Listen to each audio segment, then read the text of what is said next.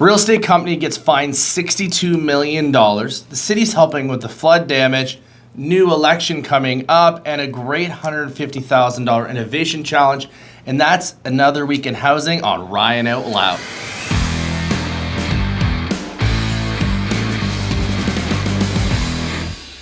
Thanks for watching, everyone, and let's dig into what we got going on. So we have a new municipal election coming up, lots of new people putting their names in, a lot of people we haven't seen before, and a lot of people returning. It'll be interesting to see who from the council stays on from last time. Love people's input on this. What do you think is going to happen?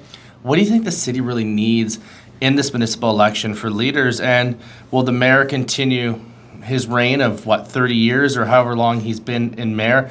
A very long time. So I've linked all that info below for you so you can check all that out and have your say on there. So we had a big flood last week. We had lots of rain, not too bad compared to a lot of parts in the world. We're quite lucky in that sense, but the city of Sarnia is doing stuff to help residents clean up the flood damage. And there's a great story here by Blackburn News below and the Sarnia Observer, and I also linked in where to apply for the city of Sarnia. So there's some money involved. There's also curbside removals of some of the flood damage as well.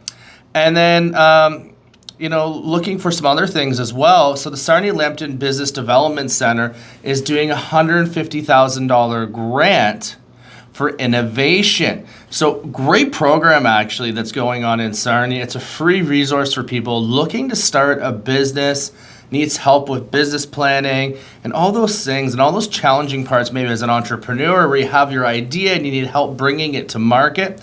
This is a great resource we have here in Sarnia. It's a nonprofit organization. It's in the former Our Lady of Mercy School on Christina Street. So check it out. And then also the local conservation area, the Wabanach Wetlands, are doing a big upgrade. So you're going to see that closed off for a little bit. But again, we linked the story here from Blackburn News in there. Here's a very interesting story. So this is an American company, Open Doors, and the FTC fines them $62 million.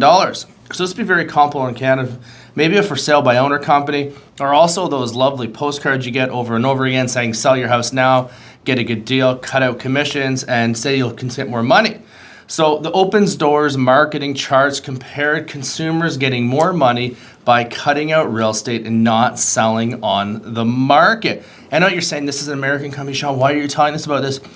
Has a lot of meaning, a lot of bearing here in Canada. We see similar programs, similar companies popping up all the time, and I hear horror stories over and over again of people underselling their real estate, sometimes by 100, 150 grand.